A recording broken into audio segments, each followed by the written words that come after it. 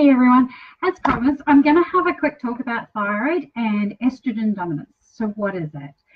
So many women today have estrogen dominance. It's a condition where estrogen is high in relation to your progesterone.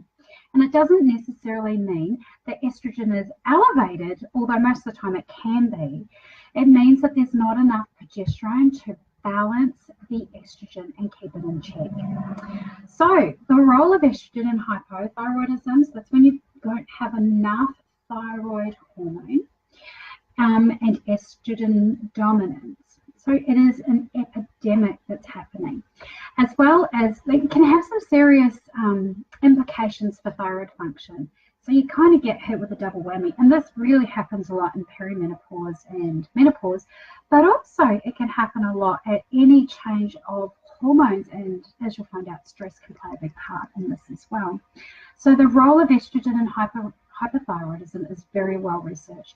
Estrogen directly affects the thyroid by thwarting, stopping its ability to produce thyroid hormones. Okay, so to get that thyroid fired up and humming along, it's critical to address your estrogen balance. So is estrogen dominance more likely during perimenopause and menopause? Although, like I said, it can affect any woman at any stage in her life, that it can be especially evident during perimenopause and menopause. So when our reproductive hormones are supposed to take a natural downturn and our estrogen remains high while our progesterone kind of just wiggles away at the bottom here, women can experience more hair-raising menopausal symptoms, and those horrible ones: the hot flushes, the weight gain around the belly, the insomnia, the hair loss, the fatigue, losing your appetite and or gaining appetite. And so many of these symptoms are the same as thyroid, same as adrenals, and they all mold into one. So there is a real big misconception that the symptoms of menopause are normal. Okay, they may be common, but they're not normal, not by anybody's standards. And today women are experiencing 8 to 10 years or more of life-disrupting hormone imbalance and that disruption through perimenopause wakiness. And unfortunately, I'm going through that at this time, so I really feel for everyone at the moment. I used to think hot flushes were quite funny, but unfortunately, they really mess with you. All right, let me get back to this. So it wasn't meant to be this way. So our lifestyle and everything has really changed how we cope with excess estrogen, how we have not enough progesterone. And we're only supposed to see mild symptoms leading up to menopause. And menopause is technically 1 year without a period, okay? So perimenopause wasn't even a term about 15 years ago. And should only last for about a year or two, or again, should be mild. But I'm tending to find in clinic now, perimenopause is going for about 5 or 6 years before you even get to menopause. And it's quite a disruption in your cycle, and you can go like 6 months without and get 6 months with a period, or you could be off and on every couple of months, and there's no real flow anymore. So, okay, so as I said, it wasn't meant to be this way. So, hot flushes, your weight gain, your unstable mood, the brain fog, the heavy periods. Now, these periods are heavier than normal as well, and you tend to flood a lot more, and it can go on for longer times. So you could bleed for 7 to 10 days. I've seen clients bleed up to 45 days. So, and this isn't normal. So there is something going on here that needs to be addressed. Okay, and the term thyroid pause, so thyroid and perimenopause all mixed into one. So you're getting hit, you're really getting slogged here. So your adrenals play a big role in this, and stress does. So your adrenals do make your progesterone, and your adrenals also make your estrogen as well. But estrogen is also made in the breast tissue, it's made from your liver, it's made in your fat tissue. So we're actually making it in quite a few places. So the adrenal glands are your backup when your ovaries stop producing your girly hormones, your progesterone, your estrogen, and there's a couple of different ones in there. Okay, so it's really hard when your adrenals are overworked, and when your adrenals are overworked, it can lead to a lot of adrenal dysfunction as well as your sex hormone dysfunction and the thyroid dysfunction. So there's quite a little mix into this one.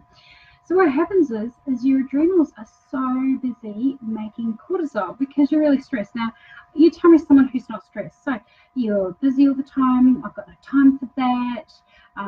Don't get a chance to look after yourself. You're too busy. And we're at work all the time. We're always rushing around. So we're making so much cortisol that our adrenals don't have time to make progesterone. And they're just knackered. Okay, so your adrenals just go, hey, I'm too busy making adrenaline and cortisol to keep up with you, you crazy, busy, stressed out mama. It's like, give me a freaking break. It's not good, hey? All right, so, and my menopause, it's really, really important to focus on your stress levels and slow down. It's so important to start resolving the excess cortisol that we have. Okay, so by doing programs with me and even on your own, there are things that you can do and put in place to help your symptoms and help you sleep through the night, not getting hot flushes, not getting the night sweats, having more energy, and stopping those hormonal swings.